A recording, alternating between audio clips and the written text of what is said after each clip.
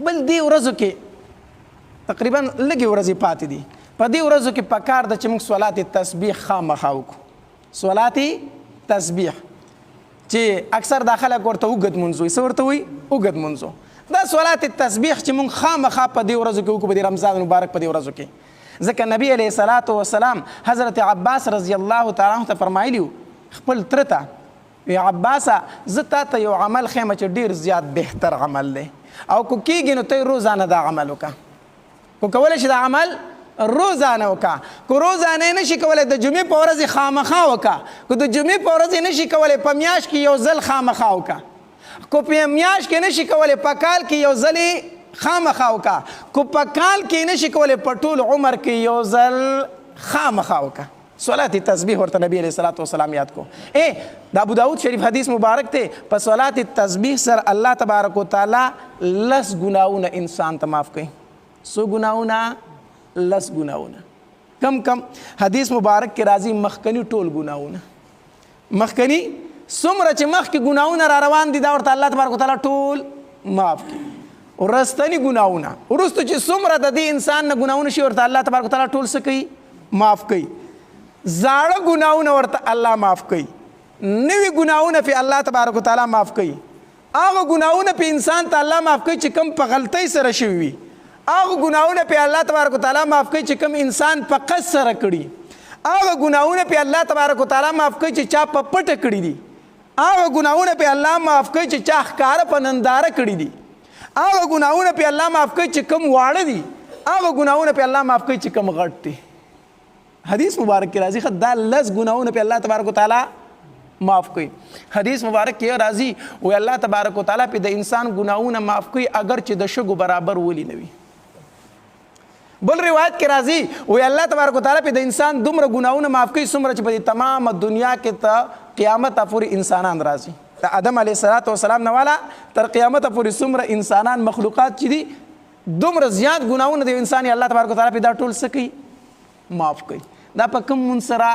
په صلات تسبیح سره. په صلات نو چې د رمضان مبارک په دې اخرو شپو کې دا مونځ مونږ خامخا وکړو. طریقه ډېره مختصر ده او اسانه طریقه ده. نیت په وتړي د 4 رکعاتو. د 100 رکعاتو داسې مونځ دی لکه څنګه چې سړی عام نفل کوي. یعنی ټول رکعاتونه یې څه دي؟ ډک دي. ټول رکعاتونه یې څه دي؟ ډک دي. د عام نفل په شان مونځ دی. نیت دې وتړو. چې نیت دې وتړو په نیت کې به ووایي 4 رکعاته صلات تسبیح مونځ ادا کوم. 4 رکعاته صلات تسبیح مونځ ادا کوم. بس دغه نیت کې ووایه. نیت ته وتړو سبحانك اللهم وبحمدك وتبارك اسمك وتعالى جدك ولا اله غیرک. دا دی وی اعوذ بالله بسم الله بلا نه وایي. 15 پیری به دا کلمات وایي سبحان الله والحمد لله ولا اله الا الله والله اکبر. بس اخو بس نه ځخه سبحان الله والحمد لله ولا اله الا الله والله اکبر. بس دا کلمات بسو پیری وای 15 پیری. بیا به اعوذ بالله من الشیطان الرجیم بسم الله الرحمن الرحیم وای سوره فاتحه به شروع کی. سوره فاتحه به وای د سوره فاتحه سره بیا بل صورت وای یعنی رکعت په ډکو کې چې بل صورت و سره وي بیا به لس پیری دا کلمات وای. سو پیری به وای رکوع له بلانه تلې چې سوره فاتحه دی ویل او صورت و سره وي رکوع له بلانه چې دا کلمات به بیا لس پیری وای. سو پیری به وای لس پیری. بیا به رکوع ته لاړ شي چې په رکوع کې د تسبیحات وي سبحان ربی العظیم سبحان ربی العظیم سبحان ربی العظیم. دا تسبیحات ته 3 پیری وي ته دې نه وروسته به دا لس پیری وای. سو پیری؟ لس پیری. بیا به رکوع نه به روچت شي سمع الله لمن حمده ربنا ولک الحمد چې دا دی وي ته دې نه وروسته به لس پیری وای. بیا به الله اکبر وکړي سجدې ته به لاړ شي. په سجده کې به 3 پیری دا تسبیحات وای سبحان ربی الاعلی سبحان ربی الاعلی سبحان ربی الاعلی. چې دا دی 3 پیری وي دا تسبیحات په بیا سو وای لس پیری. بیا به د سجدې نه راپاسي چې کېرې په جلسه کې نو په جلسه کې به څو پیری وای لس پیری.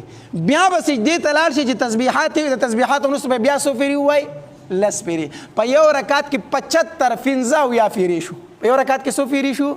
پنځه یا پیری یو رکعت کې دی دا وویلو. اوس چې دویم رکعت ته راپاسې دی نو په دویم رکعت کې سبحانک اللهم نشته دی که نه، نو په هغې کې به ډایرکټ دا تسبیحات ووایي، ډایرکټ به دا تسبیحات ووایي سبحان الله والحمد لله ولا اله الا الله والله اکبر. دا به څو پیري ووایي؟ 15 پیري. او بیا به اعوذ بالله بسم الله ووایي، سوره فاتحه به ووایي، سورت به ووایي، بیا به 10 پیري ووایي، بیا به رکوع ته لاړ شي، په رکوع کې 10 پیري، د رکوع نه راپاسې 10 پیري، په سجده کې 10 پیري، سجدې نه کېناستې 10 پیري، دویمې سجدې ته لاړې 10 پیري. دویم رکعت ته هم دغه شانتې وکړو.